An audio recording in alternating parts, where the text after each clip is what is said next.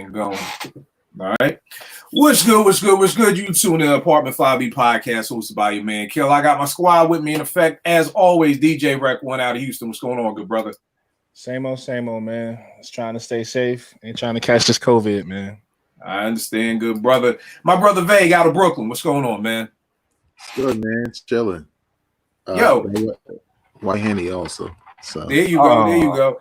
Yo. And just for people who don't know, because I posted this the other day, one, me and Vegas share Born Day. And two, yes, we have 4 albums under our belt. Y'all need to go check those, man. It's all heat, man. I wouldn't steer y'all. Because niggas was like, oh, shit, I didn't know you and Vegas had joints. And I'm like, I'm doing a fucking poor-ass job of promoting it if you didn't know that we've been making albums since like 2011. So, yes, me and Vegas got 4 joints under our belt. I guarantee you, if this nigga was light skinned and I was a little bit taller and we was Pete and CL, they'd be fucking 5 mic classics by now. Because Song for You, I always say, if this was Pete and CL, goddamn it, y'all would have been jumping out the window for this song. Yeah. But neither here nor there. And I got my man Bruce Wayne out of Delaware. What's going on, good brother? What's good, y'all? Had to rep the Gangstar jacket tonight. I see it. I see it. I see it. So you already know where we going. As always, the shit kill has started on Twitter, and I'm starting shit with a new account. So this is really just another testament to the shit that I start. Gangstar, well, not Gangstar, but Primo versus RZA. Last night, my phone tweets and DMs and texts and phone calls, yo, Primo, RZA, blah, blah, blah, blah, blah. All that going on the IG. First reaction. Rec, what was your first reaction on who would win this joint when you heard about it? Just first reaction. Same thing you hear, you know, the Warriors are gonna go up against Cleveland in the finals. Just first reaction. What was your first reaction to this whole Primo versus RZA? I wanted to make sure it was gonna actually happen, because this is some shit that don't normally happen under normal conditions, but this ain't normal conditions we under right now. So I wanted to make sure it was gonna happen. Then once I figured out that it was gonna go down, I'm like, oh, I got to set my phone timer to make sure I'm nowhere, being bothered or busy to make sure I watch this because I missed the last couple battles. But first thought, I'm sitting on Primo all day. That's my birthday twin. So, I'm with Primo. All right, no doubt. Vay, what about you? First reactions? My first reaction was this is the first one I'm gonna actually watch because I watched some other shits. I'm just keeping a buck. I was saying 2K, like, oh, who Timberland and what? Mostly because like I'm a music head, so I have a lot of joints. I have official albums, I have unreleased mixtapes. So sometimes I look at them joints and I'm like, well, they're gonna play the shit I have. I'm not gonna get excited because Chris Beats plays a song that I already own. But I do like the element of cats like pulling out joints that we never heard. So with this being RZA and Premier, I'm hoping they go there. So I'll probably watch. All right, no doubt. What about you, Bruce? Yeah, I'm with Vague. This is actually gonna be the first one I watch because, like, being a beat maker, I don't listen to just beats. Like, I like the whole song, but like. Because when I saw it, I was like, I thought it was fake, to be honest. But then I kept seeing it on everybody's page. I'm like, oh, this is like actually happening. Because they're like, Primo and RZA, they're like my top 2. Like, so. But I'm talking first reaction. Who do you think gonna win? Oh, Premier. I'll take Premier. All right, and what about you, Vay? I think Primo. But I got some joints for our list. I think people underestimate RZA's longevity. All right, no doubt. And my first reaction was, of course, Primo, and that's just not because Primo was my 1A or 1B. Because when I hear battle, I never think about the IG rules that you getting 20 songs, whatever. I'm just like, look, at the end of the day, RZA probably has one of the dopest runs in hip hop. You know what I mean? Like from 94 to maybe 97.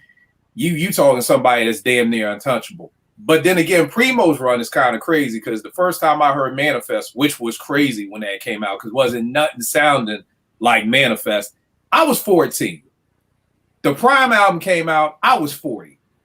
That's a goddamn. That's a what do they call? That's a residency. What do they call that when Mariah do shit in Vegas? That's a residency.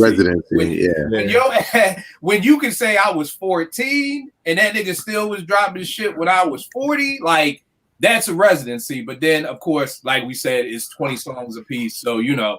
But again, I said Primo. I started some shit today with the RZA folk. So all day has been going back and forth with them. So we gonna get into that. Got my man Ed coming in right now. Ed, what's going on, good brother? Hey, I'm good, Kill. How are you?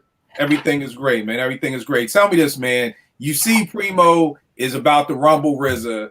What's your first reaction? And hold tight for 1 sec. Bruce, I agree with you. I thought the shit was fake too. Because I'm like, this is the cover. Godzilla versus fucking King Kong. Like, this is all y'all got. This is Swiss. Come on, Swiss. I know your son, Alicia, somebody in your crib is nice on Photoshop. Is nicer than this. So I'm with you. I thought it was fake just off the goddamn presentation. Like, it's 2020, y'all. My daughter could come up with a better damn flyer than that. But, Eddie, what were your first thoughts? RZA, Primo, who do you think's going to win? Just what was funny, what you were just saying is I thought it was fake too. I remember somebody posting it and I was like, well, did you see Primo or RZA retweet it? Or, you know, did you see them post it anywhere? And not until I saw that they had reposted it did I believe that it was true.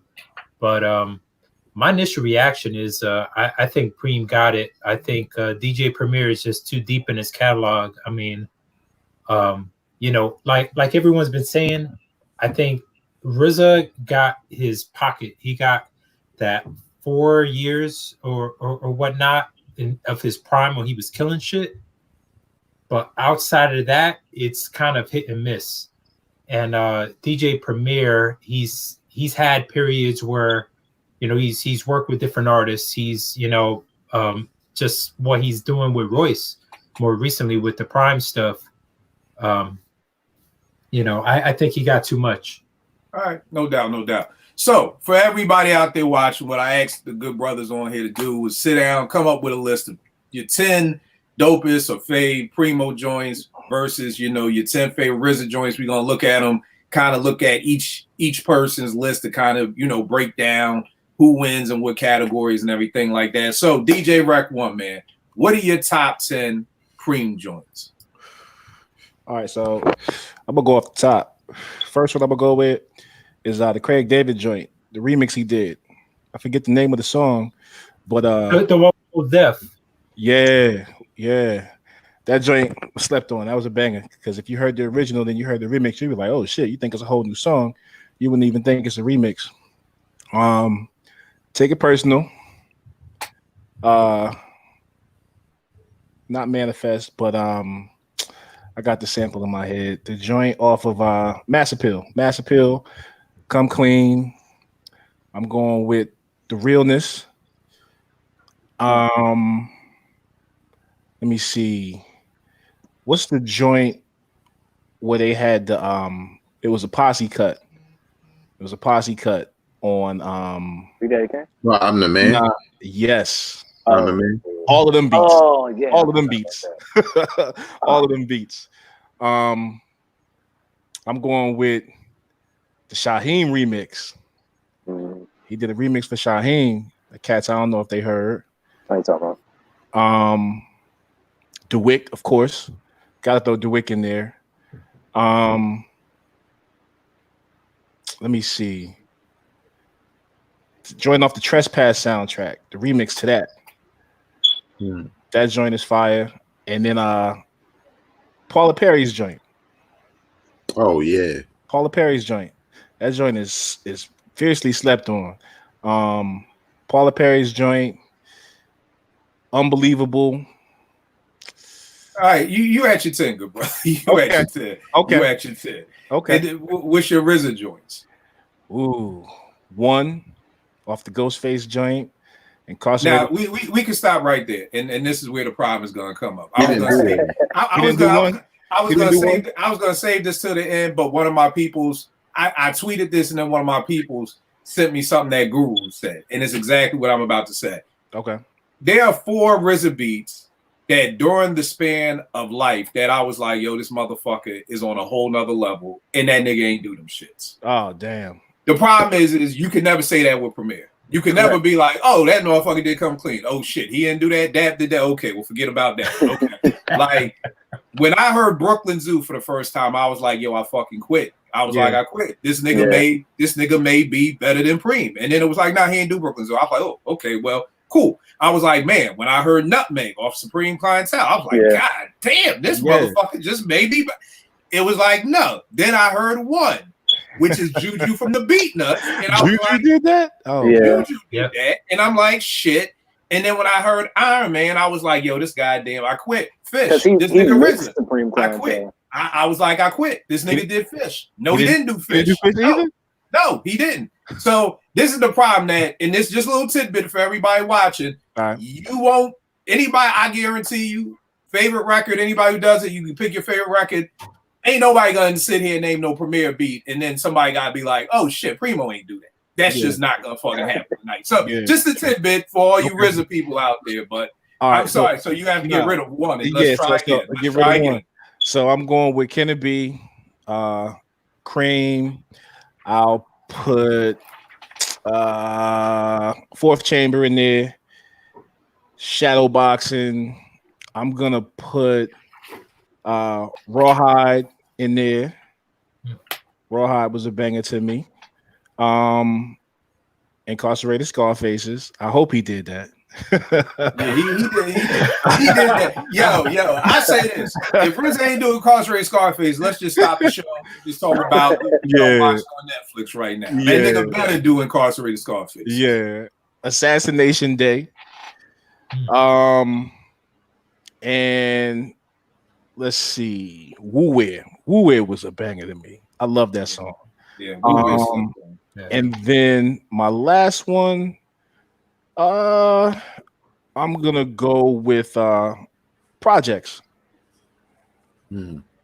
Projects. What's that joint off of? That's on disc 2 of Wu-Tang Forever. Joint with the bells. Boom, boom. Projects. It's a offbeat, on beat track, but it's dope. It's crazy. When you hear it, you're gonna be like, oh shit, okay, I know what you're talking about. All right, so your 10 Preem joints against those 10 RZA joints. Who do you think comes out on top? I mean, I'm still going with Preem.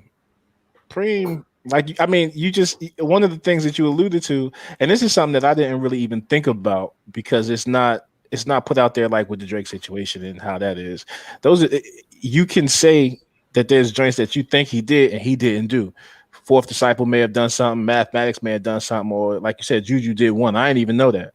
And let me say this there too. I don't want you, because like you said with Drake, I don't want this to become a situation where it's RZA taking credit for it. It's credited to those producers. So I just don't want nobody watching. RZA is like got ghost producers. I just think most of these songs that I'm naming have a RZA-ish sound to it. So I think that's why I thought RZA did Fish or RZA did Brooklyn Zoo. You know what I mean? So it's not that he's jacking young producers. You know what I mean? The credit is due, but I think for a lot of people, maybe we didn't read the liner notes or we didn't pay attention. For years, I thought he did Nutmeg. I thought because it just sounded like RZA. Nutmeg sounds like RZA to me. So I wouldn't think to read. I would have to read the credits with RZA. Right. If that makes sense. That's a producer that if I see it's a Wu-Tang joint, I don't feel like I'm gonna have to read the credits unless on the front of the album it's gonna say produced by RZA and somebody else. Then I'll check and say, okay, who did what? But if it doesn't say that, I'm gonna mentally think that okay, RZA did all this. And I think we got conditioned kind of because RZA was producing whole albums. So at what point wasn't he producing the whole albums? Right. You know, so I think we automatically saw, oh, it's a Wu-Tang solo album. I'm sure RZA did this whole album, but that wasn't the case. Yeah. I feel you. All right, Veg, what about you? What's your top 10 Preem joints? All right, top 10 Preem joints. Gangstar's Master Pill, Jay-Z, So Ghetto, Nas, New York State of Mind, Biggie, Unbelievable, Group Home, Living Proof, Biggie, Kicking the Door, Jay-Z, A Million and One Questions, Rhyme No More, KRS-One, MCs Act Like They Don't Know, Gangstar's The Wick, and J. Rue the Damages, Come Clean. All right. And what about your RZA joints? Top 10 RZA joints, Cream, 1-800-Suicide from the Grave Diggers, Triumph, beat is fucking ridiculous, Liquid Swords, Dark Fantasy off of Kanye West, My Beautiful Dark Twisted Fantasy. RZA did that, not Kanye. Shimmy Shimmy Y'all, that joint in the club was ridiculous. Still is. Bring the Pain, White Dress, that's off of the Man with the Iron Arms. Kanye rhymed on it, but it was a RZA beat. Protect Your Neck and Shadowboxing off of Jizz album. And off of those joints, going neck to neck, what do you think? Who comes out with the edge? Primo. And I don't say that to make it seem like it's easy, because them RZA joints is flames that I named, but I just think with Premier, I don't know what it is. I think it's difficult to even say, oh well, maybe it's the technique in the beat. I don't know if it's the Primo joints just hit me a little bit different. You know what I'm saying? The RZA joints are different for his style, so you kind of conform to RZA style, whereas Primo shit is just universally boom bap, and varied by some of the shit I named. So I would go from it. So tell me this, Vague. How would you define RZA's style? What would you say it is? Like if fucking aliens came down, was like, yo, give me one word to describe RZA's sound, what would you say at that time of hip hop? I would say probably unorthodox, only because I think with Premier, and this has kind of become of a curse, so to speak, for him, is I know what I'm kind of going to get from Premier as far as rhythm goes with his beats, except for when he did the Prom shit, which was totally different. Yeah, done. But with RZA, joints I name, like a joint like Don't So Cool, Wu-Tang, RZA sound. So I feel like RZA he has a I guess he's varied a little bit more, but a little bit more unorthodox, because sometimes you just don't know what you're going to get. You don't know if this rhythm is going to be 1-2-1-2 or 1-2-4 or 1-2-4-5 or whatever the fuck, as far as the rhythm and the drums or whatever. So I would say like probably unorthodox. But yeah, I would go with Preem though, out of those 10 that I named. All right, so you say RZA's unorthodox. What would you say Preem is? Boom bap?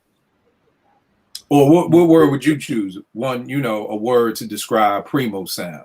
The Primo, I would probably say boom bap, because I feel like when I use the word boom bap, I always think of Premier. Like when you think of, okay, if somebody, like you said, if aliens came and they's like, yo, what is real hip hop? What's boom bap? And I would just point to somebody like Premier, because it's the drums, it's the knock of the drums, it's the samples, it's the scratching.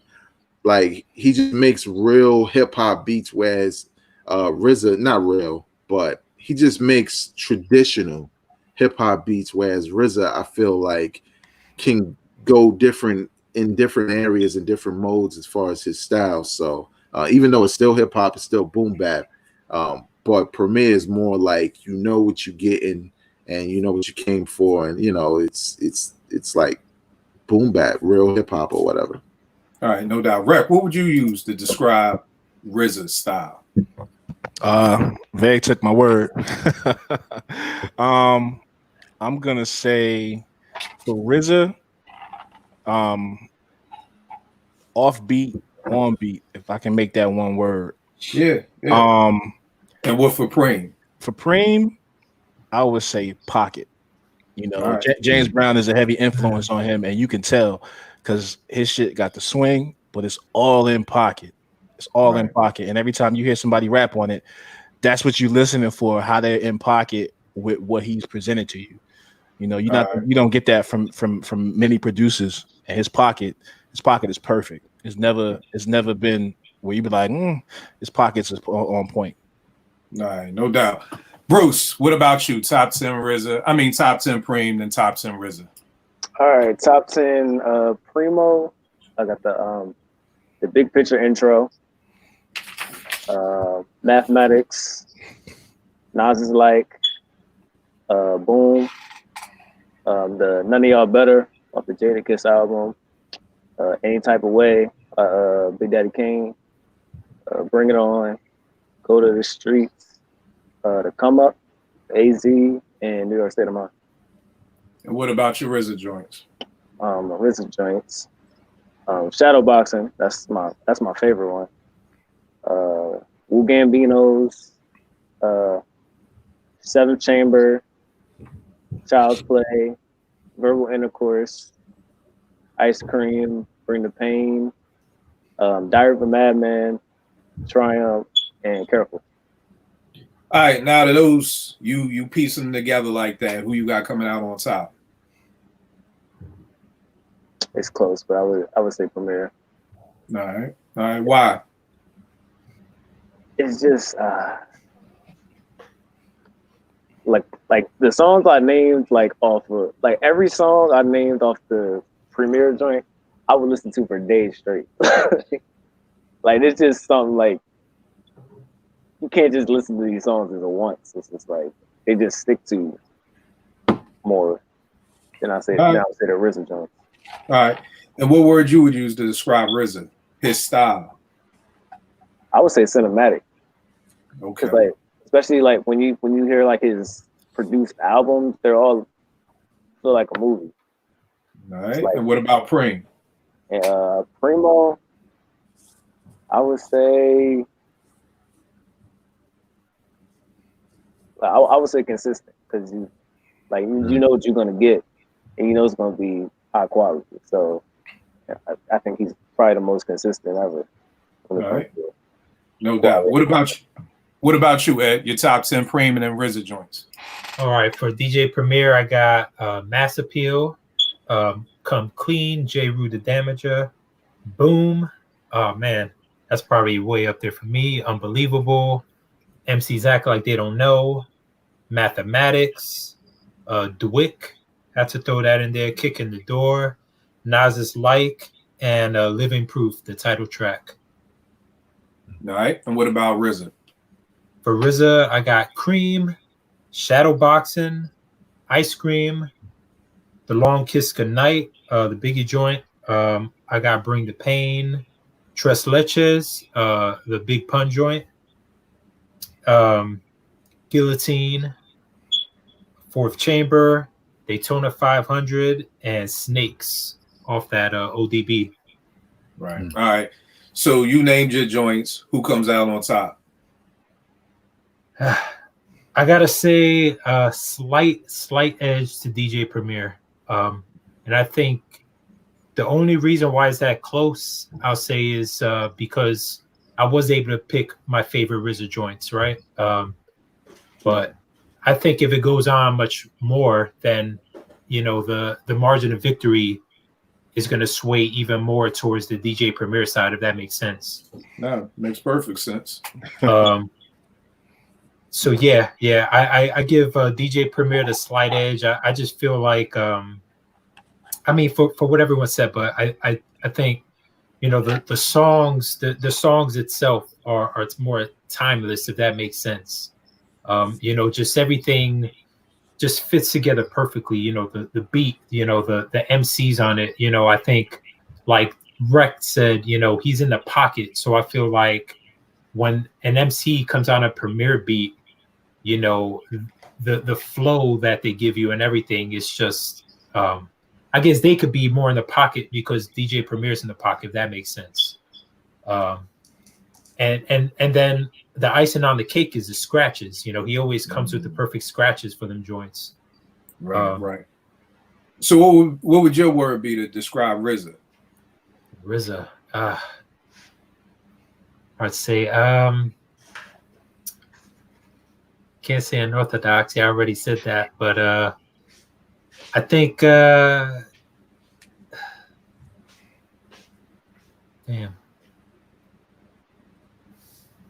I mean, I guess raw in some ways, like raw and it's kind of hard to explain, man. He's hard without using all the words that were already mentioned. You know what I mean? All right, so Raw, and what you got for Primo? For Primo, I guess in a way I say surgical. You know, like just the way he pieced everything together. Like I said, you know, the samples, you know, him being in pocket, and then you know the scratches, you know, what he chooses to scratch on every song. It's just surgical to me. All right, no doubt, no doubt. What's up, Vic? I'm surprised nobody ain't say like, you know, razor sharp. He always come with it. Perfect opportunity. Like, razor sharp. Yeah, man. See, Greg, I was throwing the alley oop 4 times, B. I threw the oop, and none of y'all went up to get it, man. None of y'all got it, but yeah, I feel y'all on everything, man. I feel y'all on that. For me, my top 10 preems: Come Clean, Nas is Like, Kicking the Door, DeWitt, Above the Clouds, Unbelievable, New York State of Mind, Jay's The Evils, Group Home Superstar, Mass Appeal. For RZA, I got Protect Your Neck, like Beg, Shimmy Shimmy Ya, Incarcerated, Verbal Intercourse, Motherless Child, Cream, Shadowbox and Triumph, Liquid Swords and Criminology. And I got Preem coming out on top. It's funny because my young boy explained to me, like, he was like, look over here, man. In 2020, if you ain't saying it's a fucking classic or it's the best shit ever, you hate me. You know, because when I was like, oh, Preem gonna get this mad RZA fan. Oh, what you think RZA whack? You think RZA? Nigga, I ain't called RZA whack. I just said he loses. Like, nigga, that's all I said. Like, and I even tweeted out, like, yo, dog, Jordan didn't win every game. Ali didn't win every fight. Like, nigga, it's okay if you take an L. Like, that's part of the game. And that's no knock on RZA.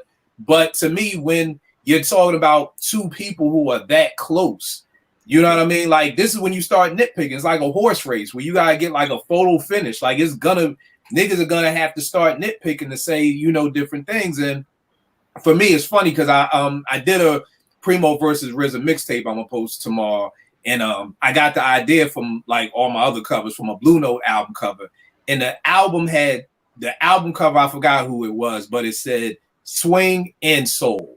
So I actually titled the joint Swing versus Soul, because when I think of Preem, I think of his swing.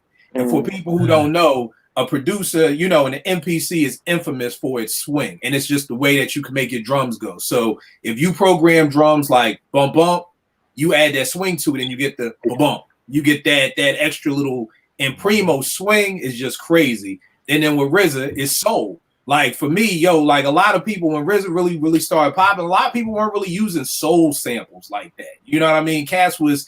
You look at the beat miners, they still was using jazz. Like, you know, Duck 'em Down. I mean, Buck 'em Down is fucking Donald Byrd. You know what I mean? Like Wind Parade. So cats was still in a jazz bag, and you know when RZA just kind of just went deep with the soul. You know, I know most folk like to give it to Kanye and Just, but even Justin them will tell you they was trying to make beats. I think Just said most of the beats that made the Blueprint, he was actually making for Ghostface on some old. I was trying to get that RZA soul back. So those would be the two words that I say: swing and soul. Tell me this, y'all. So does anything change? So what do you foresee happening on Saturday? Because again, we're naming our favorite beats. You know, a lot of people were asking me like, Veg, a lot of people haven't seen the battle. So people are like, well, how do they judge? And I'm like, I guess they kind of judge it just by the people who are like just writing in on Instagram. You know what I mean? Which really ain't no judgment because you don't know who it is. You know what I mean? Like, and if I watched the Swiss and Timbo, and I watched the Scott Storch and Manny Fresh, and to be honest, most people are going back and forth. Manny will play something, and then everybody's like, "Oh, that was my shit." And Scott, you know, it goes back and forth. So I really don't know how you tell who the winner is or whatever. But what do you foresee happening? Do you see anything that could happen that could make RZA come out on top? Rec, is there anything, you know, that you see this dude pulling out that could shut down? Like somebody like, oh, once he plays Triumph, is over. And I'm like, is it really? I mean, and I love Triumph. I think it's an incredible beat, but is it really over if he plays Triumph? Like, so Rec, do you think that there's any way that this could sway towards RZA come Saturday night? I feel like we're really talking about a fight. Like, I'm ready for Vegas to like do ringside broadcasting. Like, is there anything that could happen on Saturday night on pay-per-view for RZA to pull out this win? Rec, is there anything that he can do to pull out the win? I mean, without having to go back and pull out some unreleased shit that we've never heard, that's fire. I don't know. Veg said it earlier, like we've heard these joints before, so we're familiar with them. If he can pull out some shit that we've never heard and it's a banger, then yeah. I just don't foresee if they're going 20 songs a piece. 20 a piece. Nah. All right. Because I was gonna say, even if he pulls something out, I'm sure Primo got some nice shit in the stash of D&D. Yeah, I'm sure there's some shit that we ain't never heard from D&D like that Primo got down. We know it is. We know it is. So I mean, outside of that, if they start going unreleased for unreleased, then it's a toss up. It's like how you say, cats just hit you with that knockout punch, came out of nowhere, you ain't even see it. Right. If it's 20 for 20, no. All right, Veg. Go ahead. Veg, you are the boxing aficionado. Tell me, good brother. You're at the Barclays Center. You're at all the fights. Tell me this, bro. Is there any way RZA can pull out an upset? You're in RZA's corner. What are you telling him? Well, I'm telling him that if the crowd, because it's going to be a decision, because this is too close of a fight, but if the crowd is not full of boxing purists, which it won't be, I'm pretty sure the majority of the people that are going to be watching this aren't purists of hip hop. And that's just home who are bored and it's the next producer shit. They're gonna go for what they know, and RZA and Wu-Tang is way more popular than Premier. Premier would do better by playing the Biggie joints, the Jay-Z's, the shit that people know that's still fire. Than to, I guess just try to go hit for hit, because people like us, we like Premier, but I don't think we're going to be the majority in the audience for Instagram. I mean, I was looking at it this way, Kill. I was like, all right, what's my two favorite beats from both of them? Like the two that's like when the shit come on, I just get in my bag. And that's Mass Appeal and Cream. Which one is the more universally popular hip hop record? Fucking Cream. Yeah. You know what I'm saying? So that's almost commercially accepted. Whereas Mass Appeal, that's our shit where we like, you crazy, this shit crazy. Right. So I kind of feel like RZA strength of just being more popular, outside of hardcore hip hop fans. But I feel like if RZA had some shit that we didn't think he would have in his stash, because with Premier we could kind of guess, like you gonna pull out that Nas and fucking KRS-One or some shit, like we can kind of guess. But if RZA's like, oh yeah, I thought I wasn't making beats, nigga. Fucking Biggie, Tupac, everybody, 2020, like what? Like, you know what I'm saying? So like Swiss did, like when Swiss came with that DMX, Jay-Z, and Nas, niggas was like, yo, what the fuck? Where was this? So I think RZA just will have to have some shit. It can't just be hit for hit. I think RZA will have to have something that we didn't expect. That's probably more current than anything. I just don't know if they get a chance to play it. So right. And it's a good point that you said about Cream, because it's funny, just from me and they just being for the past 26 days watching nothing but movies and TV, it's incredible how many shows and movies Cream is in. Yeah. You know what I mean? Like I was just watching Ozark and they're playing Cream in that. Like I'm like, and it's not just hip hop movies. So it's 100% like you said. And one of my people's on the TL today was saying, Kill, well, even outside of hip hop, RZA's more popular. And I'm like, well, one, I don't judge shit outside of hip hop, number one. And then number two, I think Wu-Tang is more popular. You know what I mean? But I don't know if somebody in Yugoslavia knows RZA did motherfucking Motherless Child. I think they just know Wu-Tang. You know what I mean? Like niggas is getting W's tattooed on them. Ain't nobody getting goddamn RZA name tattooed on them. So those are two totally different things that Wu-Tang is more popular. Because all those people who love Cream, if you say who produced it, they may say Wu-Tang produced it. You know what I mean? So I don't know about that. Not heads, but RZA is Wu-Tang. Like he's the sound. But I mean, do you think people who aren't hip hop heads know that RZA is behind like the producer? Like, yeah. and I wonder. Okay, well, they said it on 36 Chambers. Yeah. I mean, I know that, but I'll give you an example. When I was living in Atlanta in '97, like nobody really knew producers. You know what I mean? Like there was a time, like to me, after Puffy got on at like 96 Post, then everybody was like, well, who produced it? Who produced it? Like prior to Puffy, nobody really even cared about who produced it. Like I remember being on campus and everybody was like, yo, that Come Clean is crazy. And the hip hop heads knew it. Like, Veg, I'll give you a funny story. Not funny, but when like you know they used to do them step competitions and like the Delts was like, yo, hook us up with the music. We want that KRS rappers acting like they don't know. Them Deltas didn't know. They didn't know. Do that. They didn't know who produced MCs act like they don't know. You know what I mean? They just was like, yo, I like that song. You know, even when chicks like Come Clean, it wasn't like no girl was like, yo, Kill, that DJ Premier, Premier did his thing on that. It was like, yo, who was that? So that's what I'm just saying. I know us heads know it, but I do wonder if people who are, like you said, the people who, and it's weird because I almost have the flip. I think it'll be more heads on IG because I don't know if this appeals to more people. Like Manny Fresh, to me, in my opinion, appeals to a broader audience than hip hop heads, you know, or Scott Storch appeals to a broader audience. This is really like, to me, the first hip hop battle of all these IG battles. You know what I mean? So I almost kind of think it will be more heads. Like, I'll be surprised. I'm really interested to see because I want to say D Nice said he had 100,000 in there. And I want to say like Scott and them came close to it. So I'm just interested to see how many people will tune in because this is becoming a numbers game.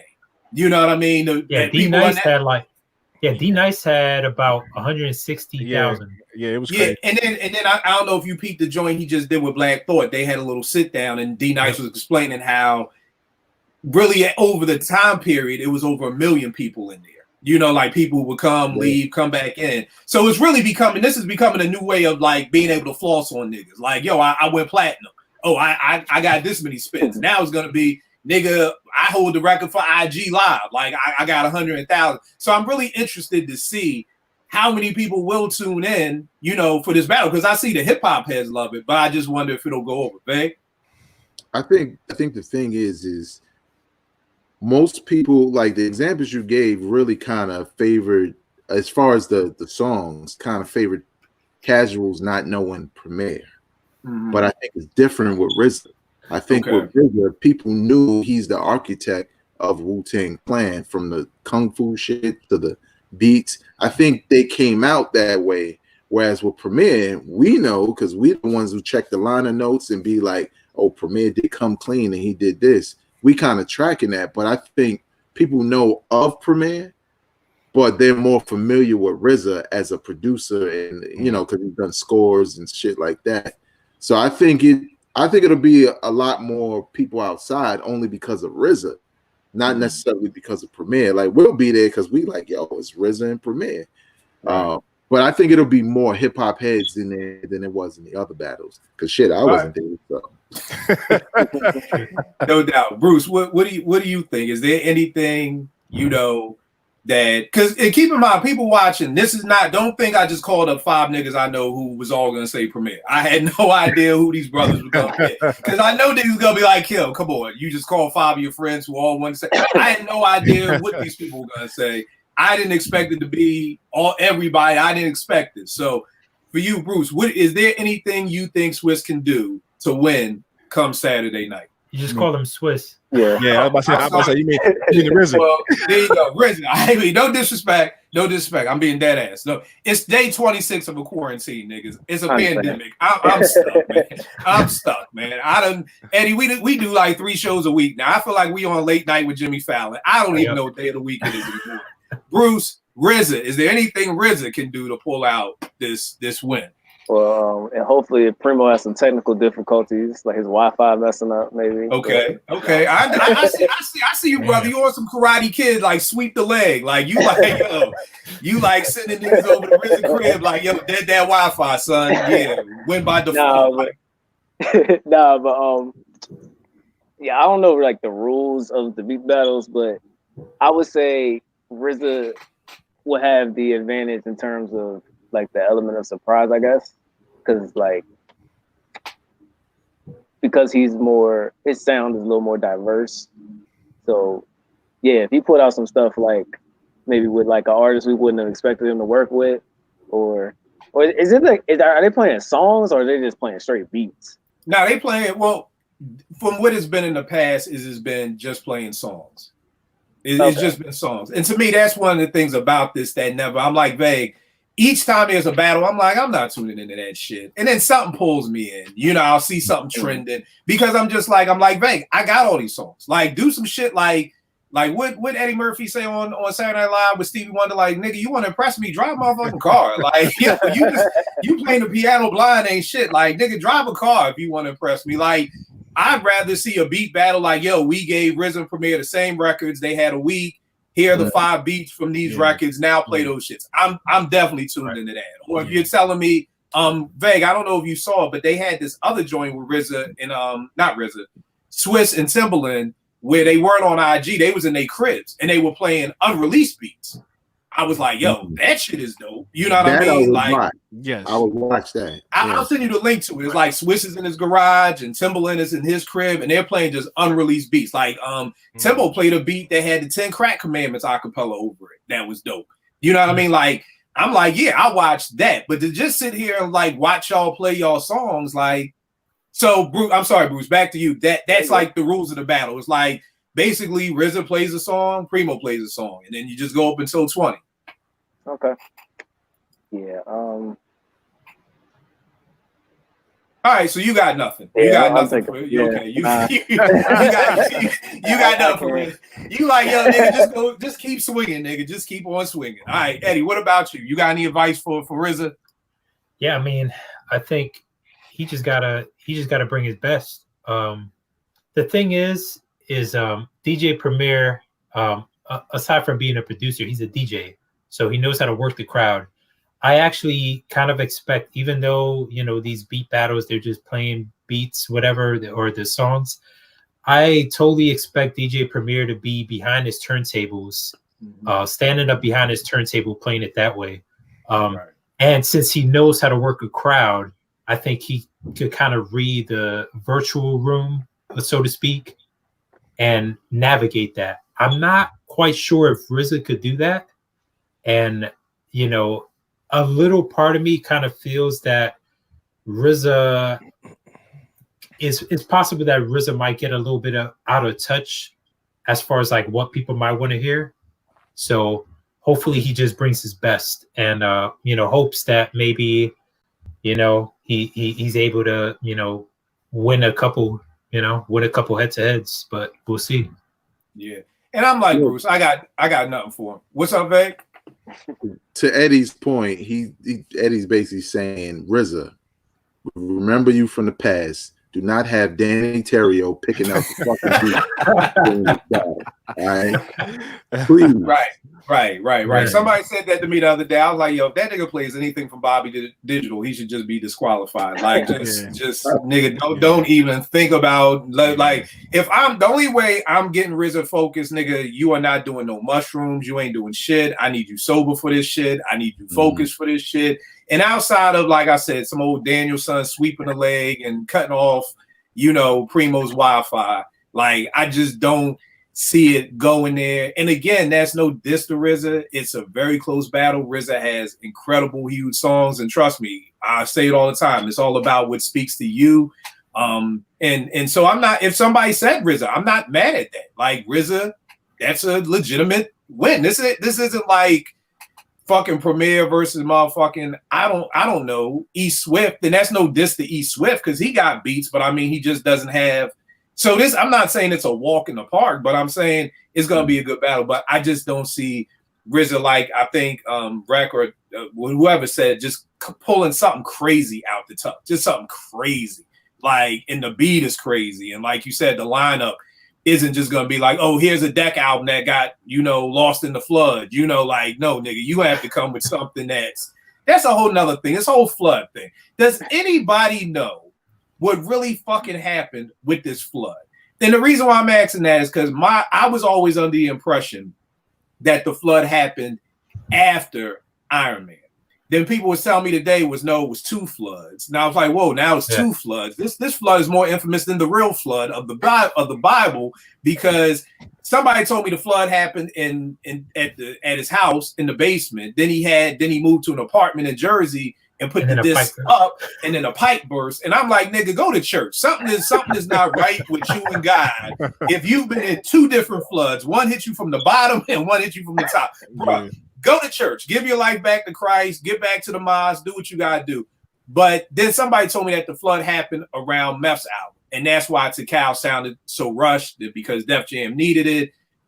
But does anybody know when the flood happened? Because all people keep talking about is it affected Deck. And I'm like, well, if the flood happened around Tikal, why didn't it affect everybody? Like, it keeps going back to, well, Deck. I feel like that's the big joker with Deck. Like, oh, well, the flood. But I'm like, well, if RZA made Only Built for Cuban Links after the flood, then nigga, what's the problem? Like, if he made Liquid Swords after the flood, then what's the problem? I always thought the flood happened after all those albums, and then it was like, oh damn, you know, sorry. But so does anybody know when the flood happened or any of that shit? All my nods of the flood came from you. You're the only reason I even know about the flood. well, you just as confused as I am. I just found out today it was 2 floods. And somebody tweeted me like, what, does this nigga live in Thailand? How does it keep fucking flooding wherever RZA goes? And I'm like, yeah, I mean, outside RZA and Tip's house burning down, I don't know anybody with worse luck with beats and records. Anybody, anything about the flood? Nothing? Okay. No, well, anything I've ever read just says mid-90s. It don't give a specific time. Right. So I don't know. It's like Deck can't catch a break. I didn't even realize he got left off that Pac song. So it's like, damn, you done lost your albums. You done got cut off the Pac song, and so I don't know what it is with that. That verse was hot too. Oh, yeah, you sent it to me. I haven't heard it yet. I didn't listen to it yet. I haven't even heard it. Send that to me, please. I need to hear that. All right. Yep. So staying in the realm of that, we're looking at what most people call RZA's best work, Only Built for Cuban Links, the Purple Tape. Track for track, up against what people call Gangstar or Primo's best work, The Group Home. And just the asterisk on this, because a lot of people I didn't know this story. That because when people be like, "Oh, Malachi's the worst rapper ever," I'm like, well, keep in mind he didn't want to be a rapper. You know what I mean? Like the story, Malachi's about to get locked up. The judge is about to send him to jail. He's trying to get Primo's trying to like say, "Yo, he could be a boxer." The judge is like, "No, that's more violence." Yo, you a producer? Make an album with him. That's the only way I'm not sending him to jail. So basically, that is why Malachi became a rapper. He didn't want to be a rapper. So to me, there's always an asterisk on Malachi being whack because he didn't even want to fucking do it. He had to do it to stay out of jail. So if for somebody who didn't want to rap, don't know how to rap, and just had to do it to stay out of jail, I don't think he did that bad of a job under those circumstances. You know, that'd be different if this nigga was writing rhymes since he was 5, and this is what we get. That's a different story. But if you just tell me I got the rap to stay out of jail, you get what you get. So if we go track for track, this is what the fuck I'm talking about. Am I really? No, you know why? Because it was an intro. So Striving for Perfection versus the Group Home intro. Which y'all got? This is what I'm talking about. I'm really gonna fucking judge an intro because this is how much intros piss me the fuck off. That if you decide to want to talk for 1 minute and 43 seconds, nigga, that's on you. And the Group Home got an intro. I just think that intro of the Yesterday joint with that Primo did, when that intro came off of Group Home, I was like, God damn, this shit is crazy. So that was me on that. So, Vague, what you got for that first matchup? I think I would give that to Premier, mainly because Striving for Perfection is not about the beat, it's about what they saying to set up the album. So that's kind of what stuck with me when I first heard the album, whereas Group Home the beat was just like, oh shit, what is right. it? It was all about the beat. So you know what? Let me be. So should we not include that? I'll ask y'all. Because I know y'all know me, I hate intros. So I'm like, fuck these niggas. You want to make a skit, that's on you. But no, well, we can start with Knuckleheads. If y'all think that's more fair. I want it to be fair. All right. We start with Knuckleheads. So the intro up against Knuckleheads. Which one you got, Brett? Man. I'm probably gonna go with Knuckleheads, man. All right. I'm going with Knuckleheads. What about you, Veg? I'm gonna go with you said Group Home's intro? Yeah, Group Home's intro. I'm gonna go with that because when I heard that shit, that was when I was like in my straight rhyming bag, and I was like, I need that shit because I need to spit over that. So it's easy, that one for me. All right. What about you, Bruce? I'm going Knuckleheads. I remember when I first heard that, I was like, this shit is crazy. All right. And what about you, Ed? Damn. I think I'm going Knuckleheads, man. Okay. All right. Cool. I'm definitely going Primo, but RZA taking that one. Next up, we got Knowledge God versus Inner City Life. What you got, Rec?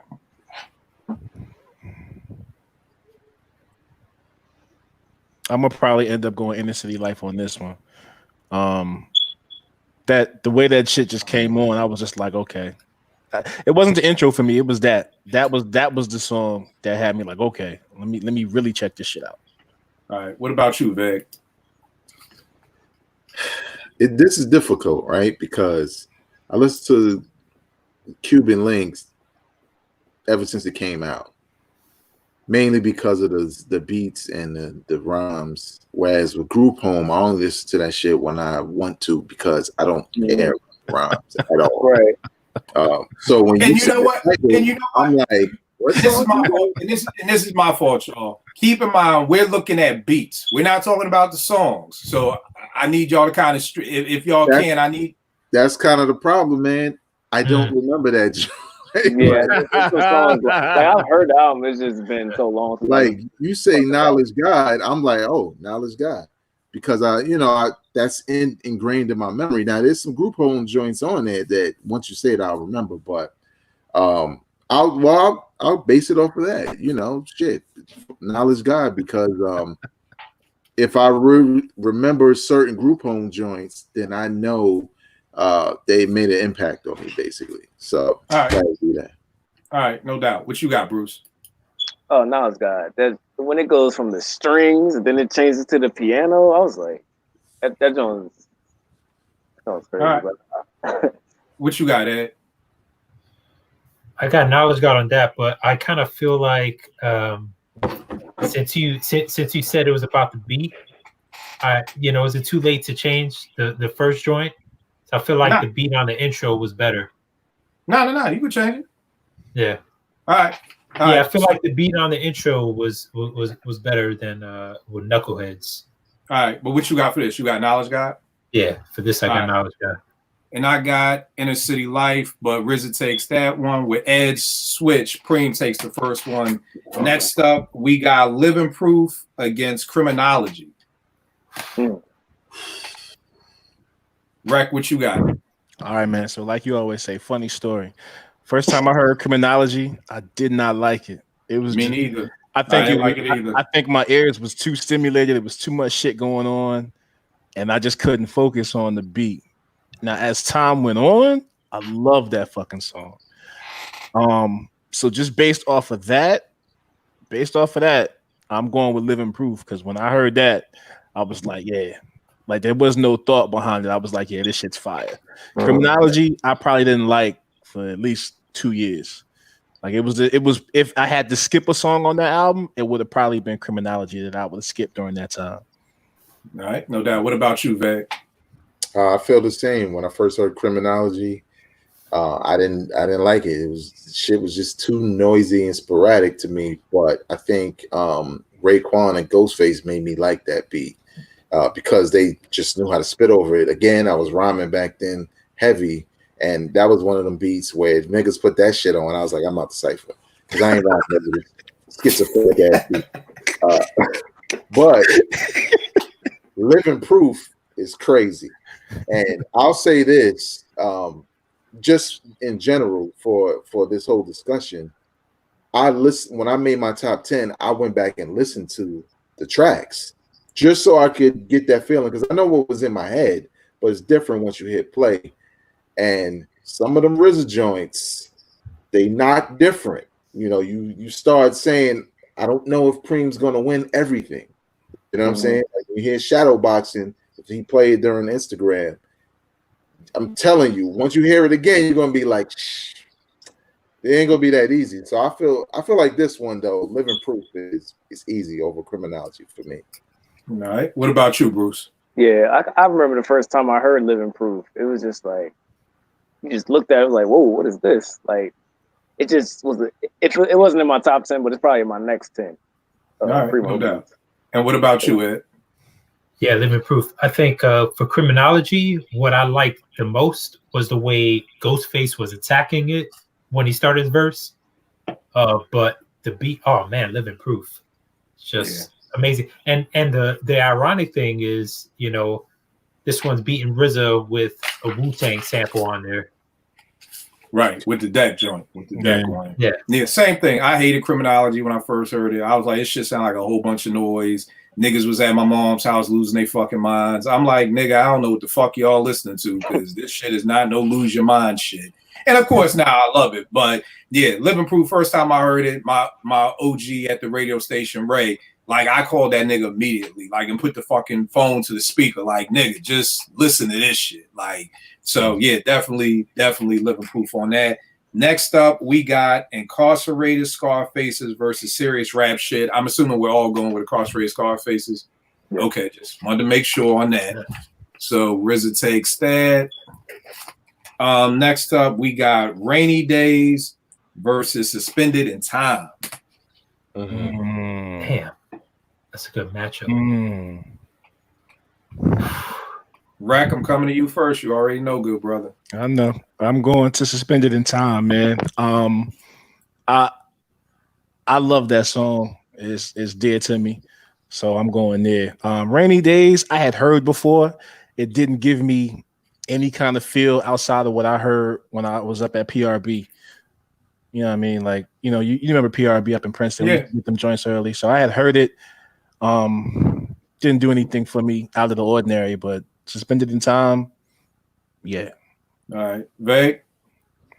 Suspended in Time for me. I'm the dude that likes the Rainy Days remix more than I like the original. I'm with you.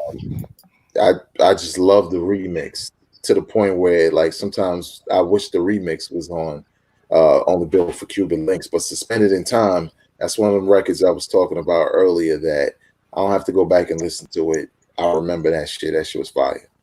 All right. What about you, Bruce? Ooh. Okay. I was getting the names mixed up.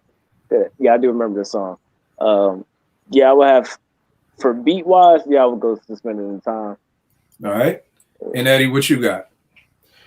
Yeah, Suspended Time. The funny, you know, just like you guys were talking about, what was that joint on Cuban Links? You were talking about that Criminology that had to grow on you. For me, Rainy Days had to grow on me. You know, I wasn't crazy about it at first, but later on, I really liked it and appreciated it. But Suspended Time, yeah, man, that joint is crazy. All right, now I got Suspended in Time. So the next up, we got Sacrifice up against Guillotine Swords. Yeah. What you got, Rep? Guillotine Swords. That'd be the one joint I pull off that album is Sacrifice. That's the joint he talking about. He sacrificed his lifestyle. Nah, you talking about Sacrifice? Yeah. You talking about Yeah.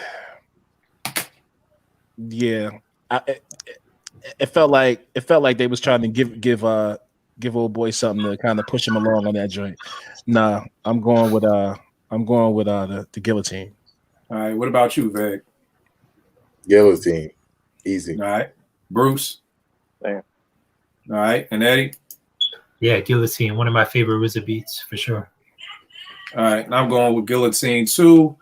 Next up, we got Can It Be the remix up against the wall, the low budget mix. I'm going up against the wall just because it's a remix. That remix. That's the joint where he takes the bottom out and has them pianos playing. Yeah. Oh fuck so, yeah. Right. Yes, it was what great. About you, Ray? What was the tracks again? It was Up Against the Wall, the low budget mix, up against Can It Be So Simple, the remix joint. I'm going Up Against the Wall. That's another one that I kind of like. So yeah, that's some old keep your hands in your pocket before you get robbed shit. What you got, Bruce? I'm going So Simple remix because I actually like the remix more than the original. All right. And what about you, Ed? Up Against the Wall. I mean, last time we did this, we mentioned that joint. I'm like, the recycle, then it wasn't even better than the original. Man, get that shit out of here. All right. I feel you. Okay, so next up we got Ice Water. Wait, Kill, what can you pick? Oh, fucking Up Against the Wall. My bad. Up Against the Wall. Next up we got Forgive My Sins up against Ice Water. Forgive My Sins. Ice Water. I'm probably going with Ice Water. I'm going with Ice Water. All right, Veg, what you got? I didn't like Ice Water. I don't think I still like that shit. I wasn't a fan of that joint. And then I don't remember the group home shit. So. Oh yeah, I'm going with Ice Water. I'm going Ice Water. Yeah, I just. What you got, Bruce? Yeah, I'm going Ice Water just off of familiarity. All right, Natty. Yeah, same. I'm trying to remember that group home joint, but I can't. Right. And I got Ice Water too. So next up, we got Baby Paw up against Glaciers of Ice. So Glaciers of Ice, when I first heard it, same thing as Criminology. It was just a little bit too much going on. But over time, yeah, I'm going there. Baby Paw. Nah. All right. What about you, Veg? Is it the title, right? Nah, Baby Paw shit was old by then. Nah, because I fuck with Baby Paw from Pete and them. It ain't got shit to do with the title. It's just that Glaciers of Ice. It's everything that we described in RZA. It's unorthodox as fuck. The hook got the motherfucker screaming on that shit. Like it pulled you in as to where like Baby Paw, it ain't hit. It's dope.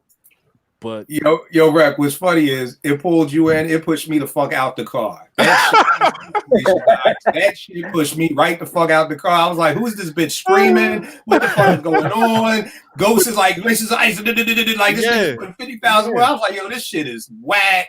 I like it a little bit more to this day, but goddamn, I hate that song. So, Veg, you going Glaciers Ice? I'm going Glaciers of Ice because unlike Criminology, I liked Glaciers Ice as soon as I heard it. Yes. All right, cool. What you got, Bruce?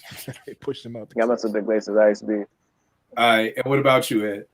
Yeah, Glacier. Man, I thought that joint was crazy when I heard it, man. Like, I don't know, man. I didn't mind the sing. It was, you know what it was? It was like chaoticness, like a lot of chaoticness, but it all worked together perfect. It's kind of hard to describe. Like, yeah, you got the screaming, you got the loud, stabs on it, you got, all of that going on, and the aggressive MCing, but it all blends perfectly. To y'all, because that shit pushed me out the car. That shit, I was like, that. If you want to know what hell would be for me, put me on a goddamn elevator for eternity, having to listen to Glaciers of Ice forever. That would be hell. That and making me watch fucking Footloose or one of them dirty dancing ass 80s movies or some shit like that. That would be hell for me. All right, so next up we got Verbal Intercourse up against 2000. I'm going Verbal Intercourse. I That's the one song I didn't like.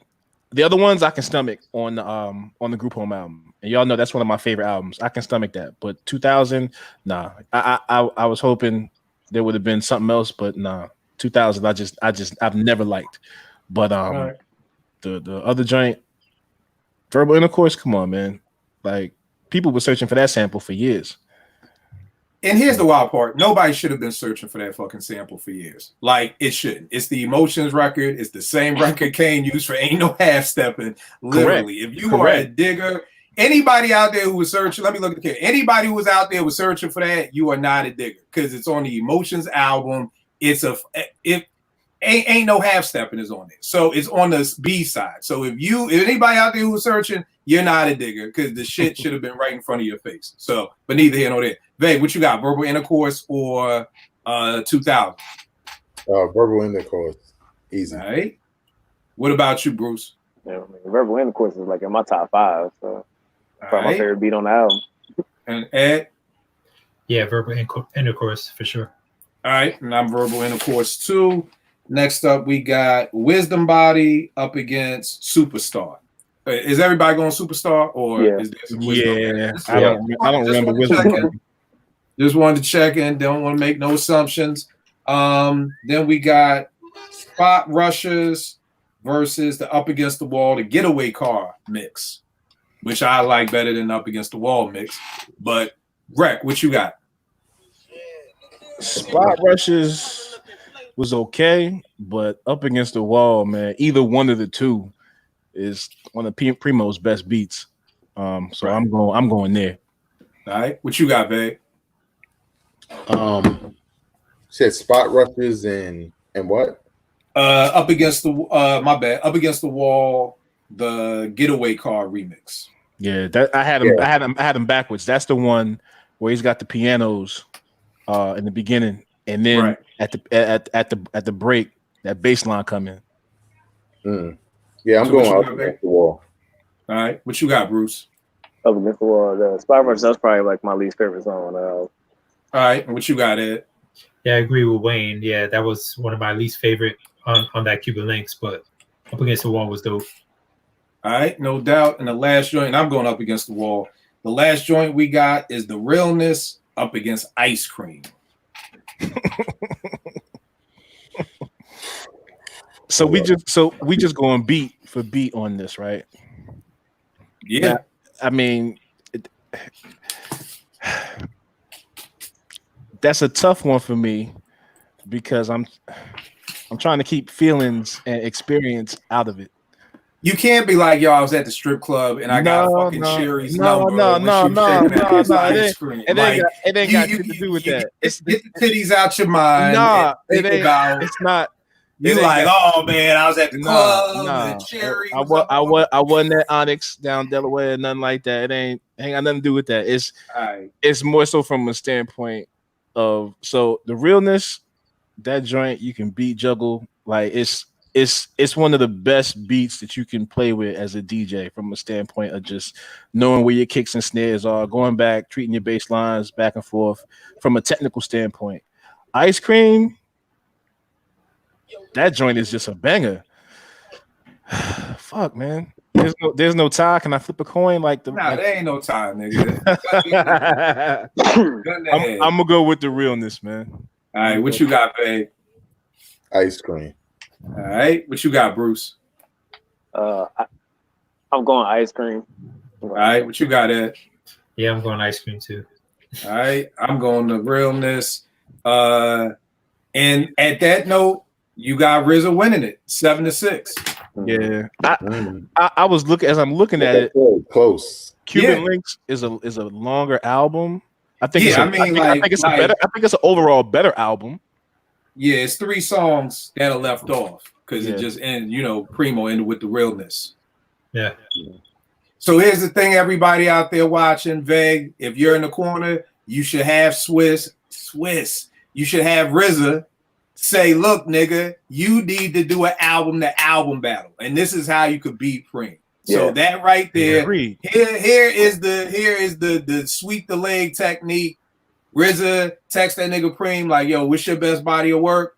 Let's put it up against my best my body of work, and that is the secret to my salmon sauce on how RZA can actually defeat DJ Premier this upcoming Saturday.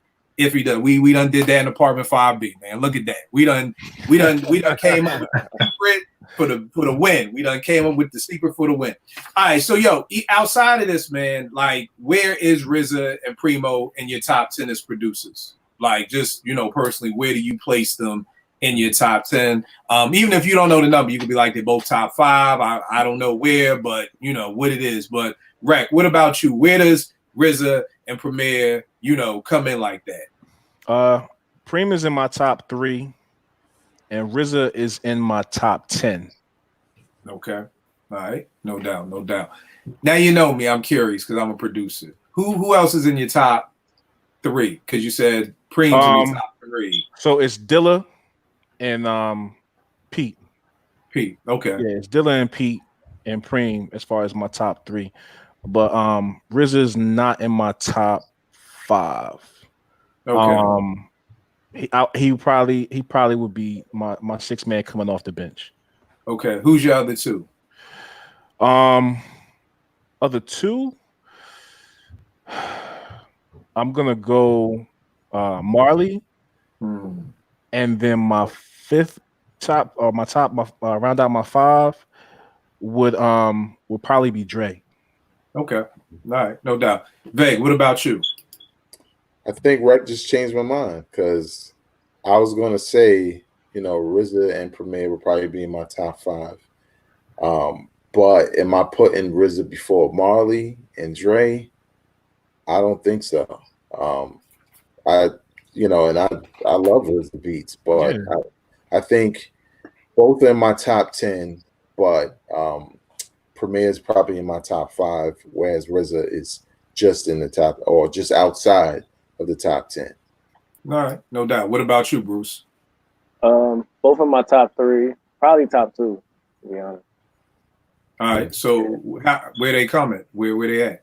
Primo 1, RZA 2 or 3. Yeah.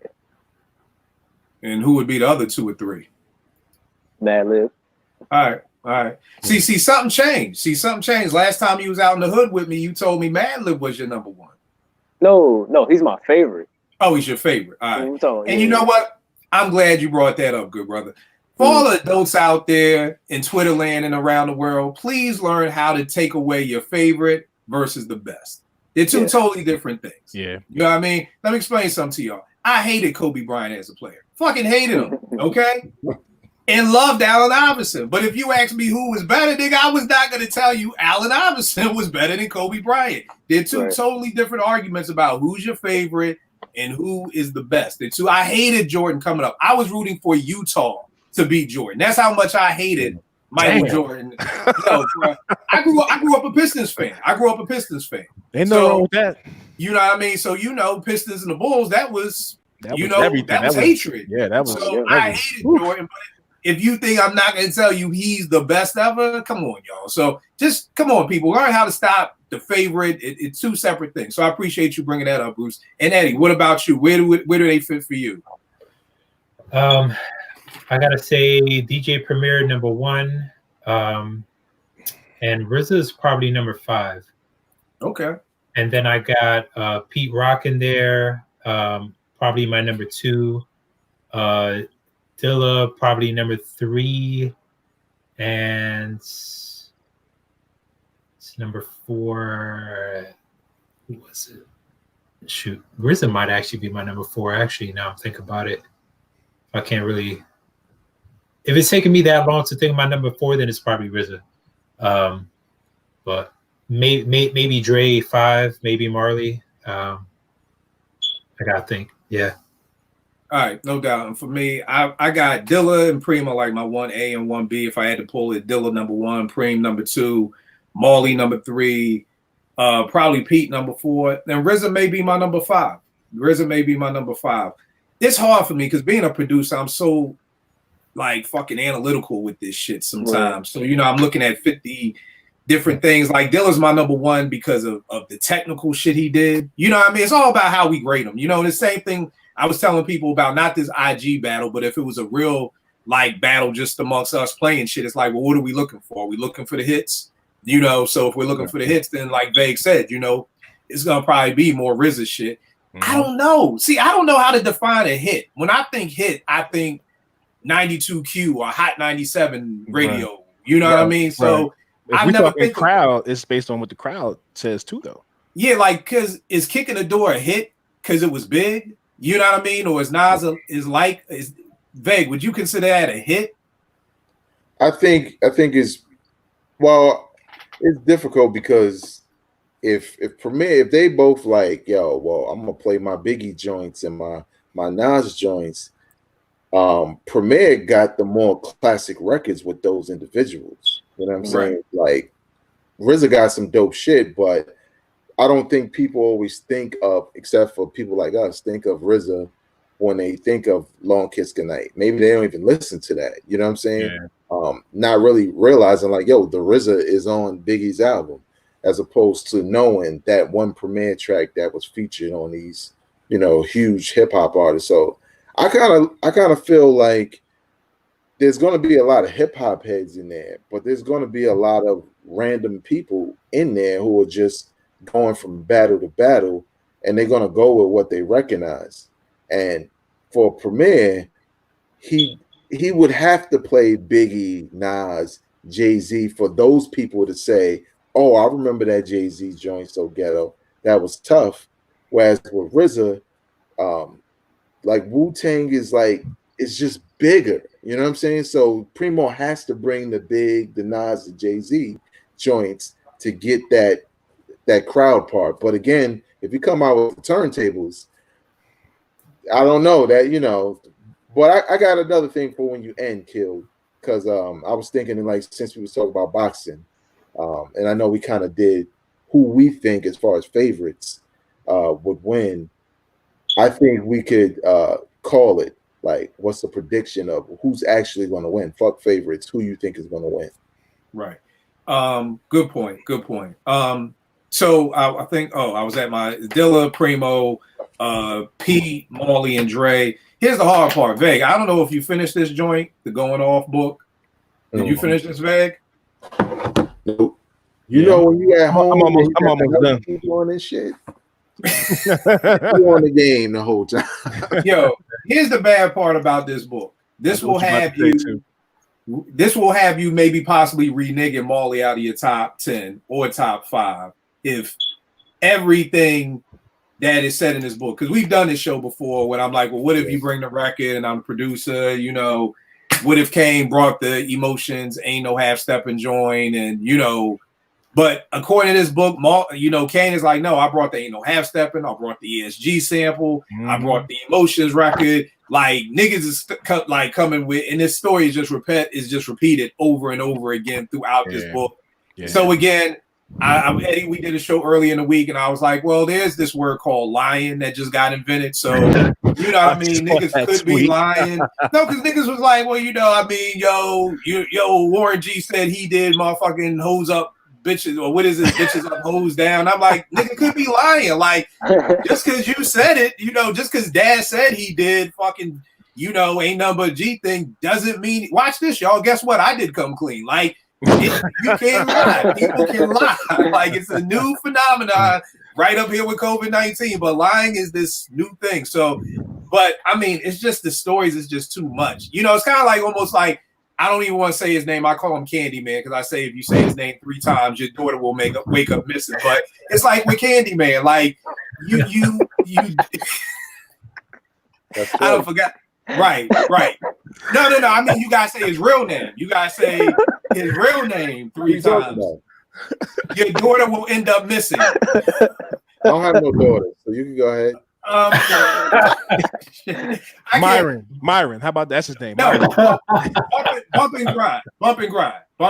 Oh yeah. Don't say that. You can't say that. You can't say his name. I call him Candyman. So you can't say his name 3 times, so your daughter will come up missing.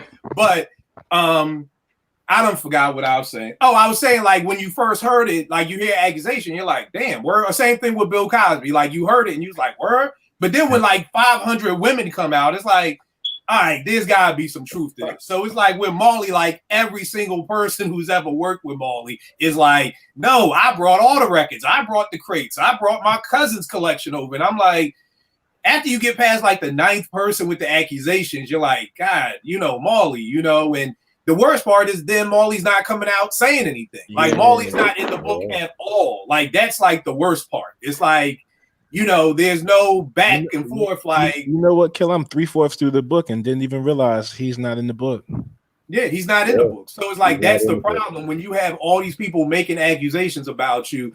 It's like I tell people, y'all know I work with teens. I learned very early on. A principal told me, Mr. Kilpatrick, never be alone with any girls because if they bring an accusation against you, even if you didn't do anything, that accusation, no matter if they come back and be like, no, I was lying, it's already pegged. That you're that, so it's kind of like if somebody makes an accusation, Eddie, if somebody says, yo, I saw you cheating on your wife, Ed should be like, no, like I never understood this. Oh, I'm not even going to reply to that because it's I'm not even going to know. If you accuse me of doing some shit I ain't do, goddamn it, I'm going to be like, I ain't do it. I don't understand the whole, I'm not even going to bring myself to their level to nigga, you say some shit about me that ain't true. I'm going to bring my shit to your level and back where I belong. So, yeah, I don't know. So RZA may crack the top 5 if Marley gets the boot. So but you make a good point because I mean I have read the book not to the end or whatever, but like you said, Kill, man, you have all these people saying the same shit. I just think that's the way Marley was doing production. And with that being said, RZA is now my top 5 because. Yeah. I was going off of, the right. Off the Ain't No Half Stepping. You think of Road to the Riches. You think of all those Juice Crew hits. Yeah, Mama Said Knock You Out album. Like, I was going off of that, but we know for a fact, RZA don't have those kind of accusations. Right. So yeah, so I would have to say RZA is in the top 5. So again, I think we're all saying it together. Primo may come out on top, but Vague, you want to end with something. But I want to ask you this question: what is the knockout blow? What is Primo's 20th song? Like, what is the song he plays at number 20? Of course, for Pete it would be Troy. For Dre it may be Deep Cover and but a G thing. What is Primo's knockout? What is his number 20? And what is RZA's number 20 record? What is this? This is the last round. This is a tight game. It's a tight score. Your corner's telling you need to knock this nigga out for the win. What record are you saving in the tuck for that number 20 song? Again, we don't know nothing out the stash. So just based off of what you got, Rec, what is Primo's number 20 and what is RZA's knockout blow? Damn. I would think Primo's knockout blow would have to be New York State of Mind. RZA, Shadowboxing. Okay. What about you, Vet? I think if they go this route and just say, let's make the last song some shit nobody's ever heard of because they've been playing hits the entire time. I think for Premier, it had to be something crazy like, I ain't telling you know what, Vag? You know what, Vag? That's a dope point. Let's do that. So pick like Vag just said, give me a number 20 song that you would want from the stash. Like, what would you want RZA's stash to be? Like a song with who? And the same thing with Premier. But then on the flip, give what we know of theirs. So Vag, what would be 2 songs that that we know of Premier and RZA? What would the 20 be? And then what would the 20 be that you would want that you would want to hear tucked away in the stash? So we just talking about the number 20, the stash track? Both the stash and what you got. Like for instance, for me, I would say Primo should come with Come Clean at number 20. I think that's like his that's like to me, like, and like Eddie said, if he's on the turntables and he's cutting that shit up and he's playing the original and putting on a show, I want to hear that. And for RZA, I would probably just say Triumph or Cream. Probably Triumph because it's just so hype and loud and the way Deck sets that off. So to me, those would be the 2 that I know of that he will play. And God, if I want to hear I'd want to hear some 95 Nas and Primo. Like, this Nas and Premier album we've been hearing about forever since day one. I'd want to hear something like that from 95. And for RZA, I'd probably want to hear, crazy thing is I'd probably want to hear some RZA Nas. You know what I mean? Because even on it was written when I first got the advanced copy, I thought Shootouts was RZA. And I was like, this shit is crazy. So truth be told, I would love to hear, because I still think 95 Nas is Nas in his prime. You know what I mean? So I would take a unreleased Nas from both of them. That would be my, if I had a wish of what's in the stash. So what would be your wish of what's in the stash in the big records, Bag? For the big records, I feel like Premier. I mean, I would want Mass Appeal to be that record, but I feel like New York State of Mind would probably be the one, because you got to go Illmatic. Illmatic is like the Bible of hip hop to most people, right? So he got to go Illmatic with the track. And I feel like with RZA, he should go with Triumph, because the energy of that beat, and this is the last beat you're playing, even New York State of Mind can't match that. Like that, the energy of Triumph is just too large. I think on an unreleased thing for Primo, I think he would take it. I don't think he has it. But it would be niggas with hip hop niggas would jump the fuck out the window with masks and gloves on, of course. Would jump the fuck out the window if Primo like, all right, y'all heard this Biggie, Jay-Z, and Nas track that I produced back in 95 or 96 or whatever, early 96, over some kind of crazy beat, something traditional, but they just killing it. And I feel like with RZA, I think he would have to pull something out that, because Wu-Tang has had so many like whack albums in recent years. The last one was fine, but Mathematically is that. But I think RZA would have to pull something out that reminds you of what Wu-Tang used to sound like kind of bring back that feeling. So it could be the Wu and the Old Dirties on it, like everybody's there, and it's some shit you never heard of. Maybe something from that album he sold to that white dude. Who knows? All right, no doubt. Yeah, what about man. you? What about you, Bruce? For like 20th track for RZA, it would probably have to be Cream or Triumph, because I'll probably go Triumph, because it's just a great conclusion.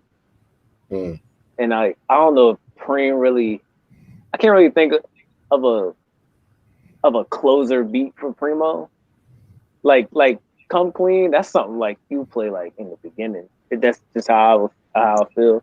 I would probably go. That's a good point. That's a good point. I may have to renege on that and go DeWick, because DeWick was the party get you.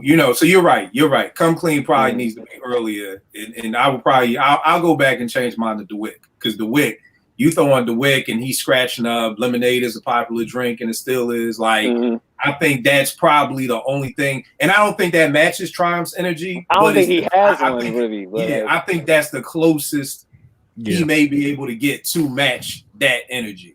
But for Primo, I would probably go Any Type of Way, the joint we did with Big Daddy Kane, because I don't think a lot of that's the closer track. Because I can't, like, I'm just trying to think of like the feel like towards the end, because I love the strings on that thing. Cause and I don't think a lot of people know it. So people start, but I mean, you're in a battle and it's the last round. You got to go with something. No. That's your pick. That's your pick. But I'm just saying, okay. And what would you want to hear, like, from the crates? Like, what would be your wish list for Preem and RZA? Okay, for Primo, I think people would go crazy if he did a song with Kendrick Lamar. Yeah. Okay. That would be sick. Yeah. Yeah. And for RZA, same answer, right? RZA with Kendrick, and I mean that's the easy way out. But I would love to hear like another like an unreleased Wu banger that nobody heard, like within that era. You know what I'm saying? Okay. All right. Something that got lost in the flood. All right. Bringing back flood beats. All right. Eddie, what you got? All right, so I'm gonna start with RZA first because I agree with y'all. I feel like Triumph will be the perfect closer, but y'all were talking about energy. But I feel like if he's gonna bring that same energy, I think the perfect song is Boom. I feel like that brings that energy, and there's probably a lot of newer hip hop fans that are familiar with Prime, so maybe some of them never heard Boom before, and it's gonna be like, oh shit, that's Royce with Premier. So I think that will be a good matchup for Triumph there. For Primo, as far as like anything unreleased, I think he can't go wrong with releasing an unreleased Biggie collabo.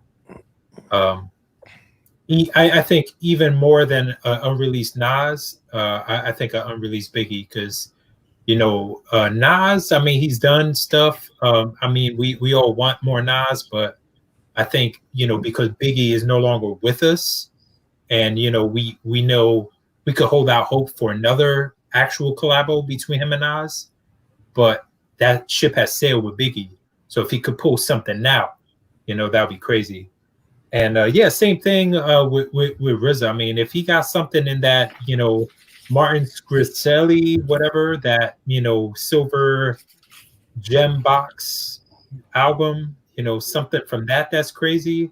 Definitely, if they had some ODB verses on there, something with the whole crew. Yeah, that might go crazy. All right, no doubt, no doubt. Now, Veg, you were saying you had one more thing about boxing. Yeah, I was just saying like how in the beginning you had us, basically pick who we think will win. Right, I know right. for me personally, I was kind of just going off of my favorites and what I gravitate towards more because I put Premier high and I put RZA.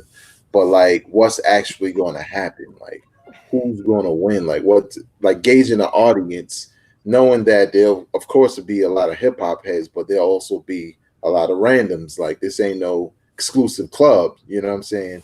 And I kind of feel like RZA's going to pull up an upset for a number of reasons, but mainly because of the fact that they're not just playing instrumentals. Because if we talking about Boom at the end versus Triumph, once Inspector Deck starts saying "I bomb atomically," it's not close.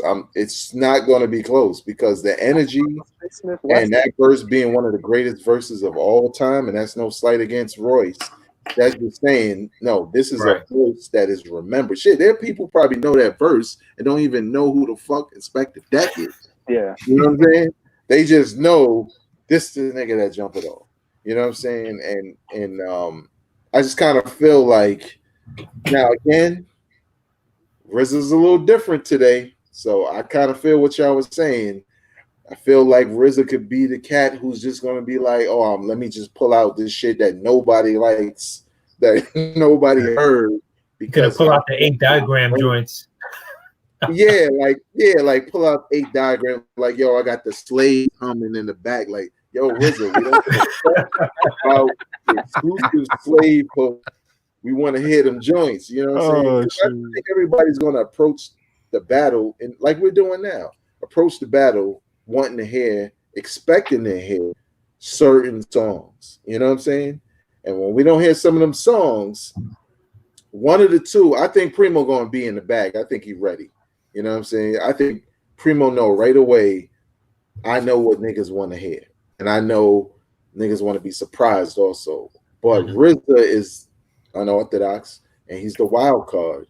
So I don't know what to expect from RZA, but I think he understands going up against Premier what he's gonna have to do, and we just don't know what that nigga's gonna do. So I almost pick him as an upset in this battle. But how do they vote? I don't know. I mean, I don't really. It's no real vote. Like I said before, like with the Manny Scott Storch battle, it's a lot of celebs, and I think this is where I disagree with you. I don't think it's gonna be a lot of randoms in there. You know what I mean? Like I don't think a lot of people who've been in these previous battles are coming to this battle. I think the people who've been in the Jonte, Neo battles, and I think T-Pain was up against Little John. I think those motherfuckers don't even know who a Primo is, or I don't think they even give a fuck. I didn't even know this was happening. Talking about the producers. Like, I expect somebody who's in a Swiss Beats or even a Manny Fresh. I expect those people to show up here. But yeah, if you was in a Neo, no. I mean, and see, I don't even know if I expect the Swiss people to show up. Like, I really, it's almost like a club almost, and like that show we did when it was like, what show are you going to? Like, you're in New York and there's 5 shows going on. Do you go to the Coke show? Do you go to the Native Tongue show? Like, and we was like, do you go to the Lyrical Miracle show? Like, so I just don't see a lot of people who aren't heads being like getting hyped for this. You know what I mean? So, and I mean, I could be wrong, but for me, I just think it's gonna be the majority of heads. You know what I'm saying? Of some sort that like hip hop, like almost like I don't know, and I could be wrong, but you know, it's just what I'm thinking. So, you know, if it's your way, then yeah, I definitely think Primo will probably lose. I'm sorry, you was asking how they vote. Basically, it's like in those Scotch Storch joints, there's a lot of celebrities in there. Like Lala is in there voting. And, you know, like you got celebrities. Like, I'm not even just talking about rappers. I'm talking about I ain't showing up, Kev. I ain't showing up.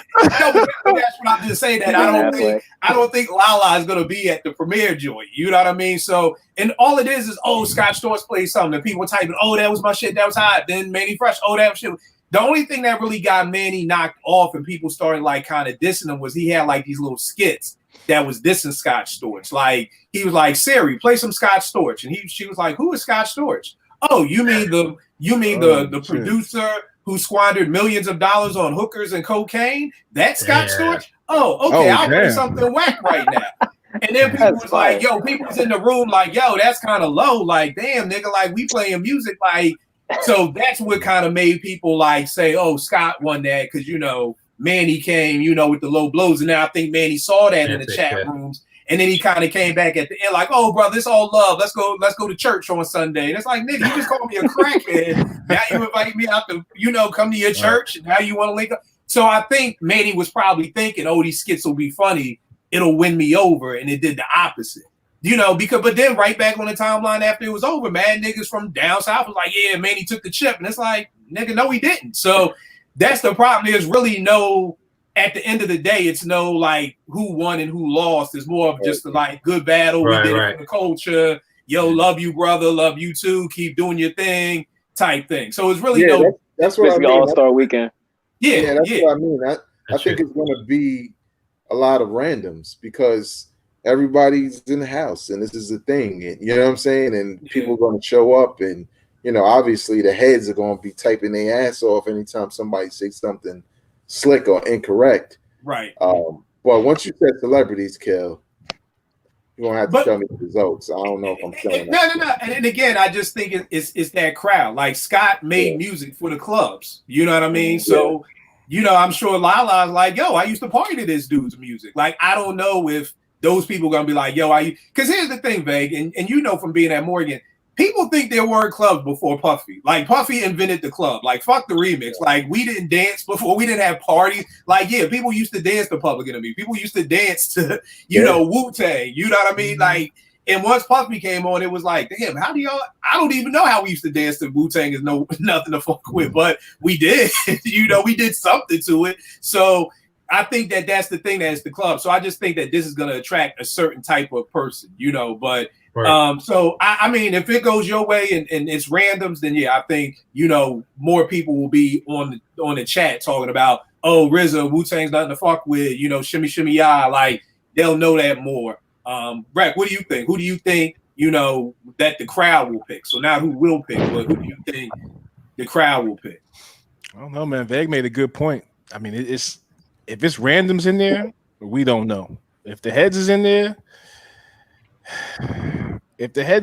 I think they may go with what they feeling, depending on what spoke to them or what speaks to them. I think Primo's gonna win, but I don't know what the crowd is gonna pick, man. It's just we don't know what kind of crowd we're gonna get. You know what somebody told me today that I didn't realize? They was like, yo, don't forget, Wu-Tang has about as many stands as Eminem. They do. I was like, you know what? They do. I never thought about that before, but you are right. Sure. There are people, men and women. and this is no knock to anybody out there watching who may have a Woo W tattooed on you, but I'm not getting no goddamn tattoo or no other person's group on me. That's just me. No offense if you do, but I'm sure there's a lot more W's than any type of Gangstar symbols or Premier turntables tattooed on them. So that's another good point that their Wu-Tang stands may come in there deep and you know, be sitting around like you know, like Biggie play straight down the line, and it'd be like yarn, you know, boring. I'm bored. So yeah, you know, that's gonna be the toughest part. Things come up in there. They coming. They coming. Yeah. Blonde, crippling, crazy. They coming. Believe it. You're right. You're right. Eddie, what about you? Who you think with now? Who do you think the crowd may pick? Yeah, man, I think that's a good point. I was about to say that too. You know, the Wu stands. You know, fanboys, they come in there. You know, just agree. Yeah, you know, Wu-Tang got to win. RZA got to win no matter what. I don't care what they play. You know, they're just going to be voting straight RZA. But I think if it's a fair fight, I think Premier. I think he got showmanship. You know, if he's going to be on them turntables, you know, he knows how to work the crowd. You know, he's going to, you know, I think he's going to have a better playlist set, you know. But, you know, RZA could definitely sway it, you know, if he plays certain joints. You know, if he sets it up right, he could definitely sway it so it could be closer, but I still got Premier. All right. And what about you, Bruce? Yeah, when you put it that way, Primo's probably going to be playing on the road, but he's good enough to win on the road too. But I think Premier is technically going to win. He DJs. I think he'll have a better 20-song list, I would say. But I think the crowd is definitely going to be a bigger Wu-Tang crowd. Mm-hmm. Yeah, and what Ed said is huge too. I think if Premier kind of was like when we talked about if Kane and Rakim battled in person, you know, Kane gonna be jumping over his leg, he gonna be doing splits, he gonna be messing with Rakim's hat, you know, where Rakim just gonna be standing there like this nigga. So I think like if you know, the average Instagram battle is just, you know, your face and his face. But yeah, Eddie, if Primo's at the turntable and he's scratching and bringing in the original samples, and, you know, if he starts doing some old, like, yo, this is how I made fucking B.I. versus Friendship, like, I played that part, like, oh, okay, stop that, move this over, and then I brought it back. Like, if Primo starts getting showmanship, that could sway the crowd, too, for people to be like, oh shit, goddamn, that's how you made that song. So what are you gonna say back? I think you make a great point. I think if Primo, not that he has to, you know, for hip hop heads, he can just play the beat. Right.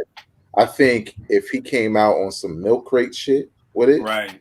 You know what I'm saying? Like plays sample and then just like slowly bring it into some recognizable shit that you would know. I think people will react to that more than just hearing, you know, the hits from RZA. And he's done that. He was doing that on the first Prime tour, so I won't see why he wouldn't do it now. And here's the thing, you know, some of these beat battles, because it is on Instagram, if you don't have your shit set up properly, it's gonna sound bad. Yeah. So I also feel like whoever got the best setup, whoever sounds clearer and louder, sharper. That's true, because I was listening to John Tay was battling Neo, and Neo's phone was so fucked up. Like, I just ended up turning it off. Like, I ain't even finished it because it was just like, yo, bro, your shit sounds horrible. Like, it's a whole bunch of static. So Neo got a fucked up phone. It's Neo. Hey, here's the wild part. They talking about Danny Terrio, Neo in the battle, Neo in the studio with my fucking Big Tigger. And I'm like, nigga, why are you in the fucking studio at 11 o'clock at night with Big Tigger? Like, what you doing with Danny Terrio, nigga? Like Tigger walked behind him and John Taylor like, who that? He's like, oh, that's Tigger. It's like, hey, what's up, nigga? Like, nigga, why Big Tigger in the studio with you? At no goddamn midnight. Rex face said it all. See, I was like, that guy so serious, like. Like, what the fuck is Tigger doing in the studio with Neo? Like what time is it, nigga? That nigga don't sing. Like, Tigger's the type of dude, if he just showed up walking in your house, you'd probably fight his ass. Like, yo, nigga, what you doing in here? What you trying to do here? Yo, you see John Taylor like, yeah, what's up, Tigger? Right. Why are you there, man? No basement group in here, man. Neither here nor there. I can't call it. I can't call it. You know why you're there. And no, you can't bet me no $1,000. I'm not. Veg, give them everything good, brother. Where can they get at you, man? You can follow me on Instagram and Twitter at Vegas World INC. You can check out my podcast, Hip Hop Now Podcast, available wherever you listen to podcasts. Really, literally everywhere. So all you got to do is search for Hip Hop Now Podcast. All right, no doubt. Rec, where can they get at you, good brother? Mixcloud at DJ Rec1, Twitter at DJ Rec1, and Instagram at DJ Rec1. All right, Bruce, where can they get at you? Bruce Wayne 11 on everything, IG, Twitter, Snapchat. Also got a remix project coming out. Plan on putting it out April 29th. That's my birthday. And got a lot of other projects in the works. And also check out my site, shop.com/Devon Bynum for all of your supplement, health needs, things of that nature, shopping. I know a lot of people are shut in the house, so you go to Walmart and stuff, get cash back, and get stuff delivered to your house. All right, give them the website one more time because you said it kind of fast. Okay, shop.com/Devon Bynum. That's DEVAUGHNBYNUM.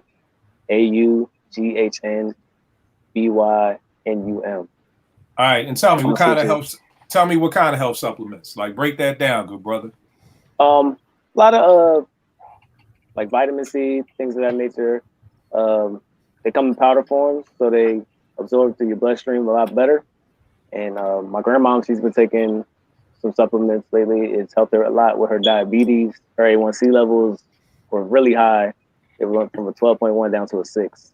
No matter taking the product. So. All right, that's what's up. That's what's up. Eddie, give him everything, good brother.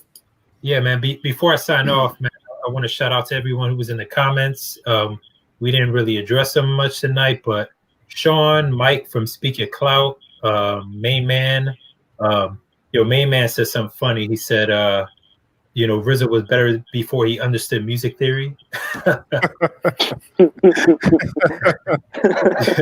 Damn. That's funny, man. But I'm on Twitter at EddieD80 and Instagram Eddie Got Soul.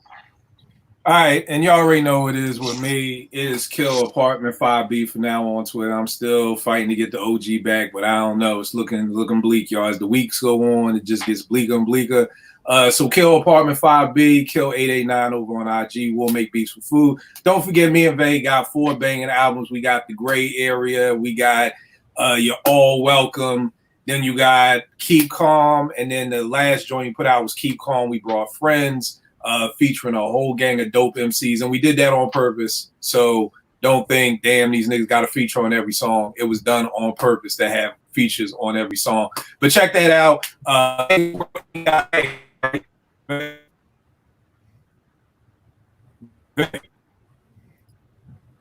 It was breaking up for a minute. What you say? Oh, my bad. I was saying Vegas World Inc.bandcamp, right? Yeah, VegasWorldInc.bandcamp.com. Also, Phil, before you sign off, what's up? When you gonna do a beat battle? Well, first of all, that.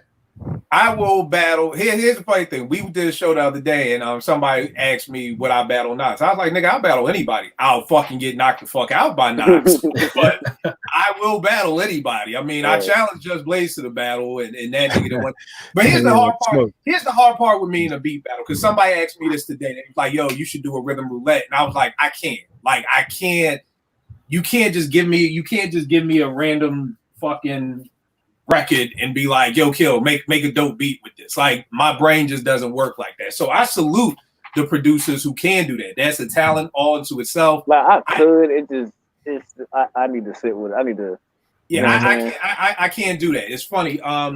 Rec, you may know this dude. Veg, you may too, because it's from Brooklyn. This nigga Ed Booger Smith. He was a playground legend back in the early 90s. Soul in the Hole. Yeah, Soul in the Hole. And they did a Sports Illustrated shoot with him, and he was saying, they was like, yo, do some moves, like, so we could take pictures. And he was like, I can't. And they was like, what do you mean? He was like, I do my moves based off what the defender is doing in front of me. I can't sit here and mimic what I would do unless I'm in that situation.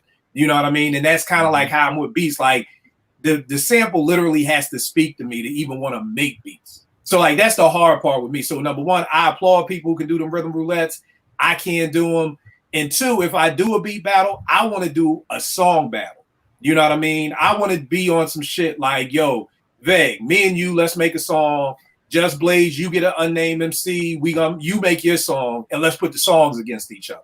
You know what I mean? Because I've never actually witnessed a beat battle before. Like, you know, my man Theo Crazy Fingers, who's been on here before, he does them all the time.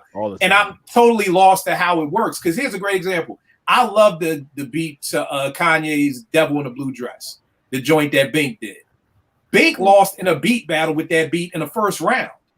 You know what I mean? And it's just like, how the fuck does that happen? But I guess if you play that beat by itself, it is kind of slow. It is kind of boring. Ye kind of brought a lot out of that beat. So I'm always down to do a beat battle, but for me, it has to be like, I do song battle. Like, let's make a song. And I guarantee you my song will be doper than your song or something like that. So sorry, Veg, I let everybody down. But I mean, if niggas just want to play beats back and forth, we could do that. But I know like they have a lot of my man Mental does them too, and they usually have like those rhythm roulette rounds too. So what they'll do is say the five of us were producers, maybe the first two beats would just be play a beat. Then the third beat would be y'all took this Marvin Gaye record and made, you know, the same beat, you know, with that record or whatever like that. And so I just suck in beat battles. I just know how to make dope ass songs. I don't know if beats work. But I mean, if a nigga challenge me, I'll battle him. I don't give a fuck. Like, you know, but you know, we can play beats or whatever. But yeah, sorry, Veg. I'm sorry to let you down, man. But I may call on you for a battle for a song, man. I may have to call on you. Nope. Okay, you're done. You're still retired. All right, shit. Well, there we go. Look, you would lose, man. It'd take me 6 months to write something. Maybe like this nigga Jay Electronica now. Like what Swiss said to them 6 months for like for 4 bars. Like, yeah, so it's a wrap. But yeah, hopefully that's it. Hopefully I'm gonna get this out posted ASAP before the battle starts on Saturday, so people can kind of see our predictions and everything. Hey, yo, Phil. What's up, Ed? Yo, we should do some scorecards, man. Yeah, let's do that. Like, let's do scorecards and like come back, you know, after the actual battle, you know, and see how we scored it. All right, let's do that. Yeah, I'm with it. Let's do like Sunday or Monday or whatever. We'll make it happen. All right, y'all. Sounds like a plan. Appreciate y'all, man. Another dope show. Yes, sir. All right. Peace.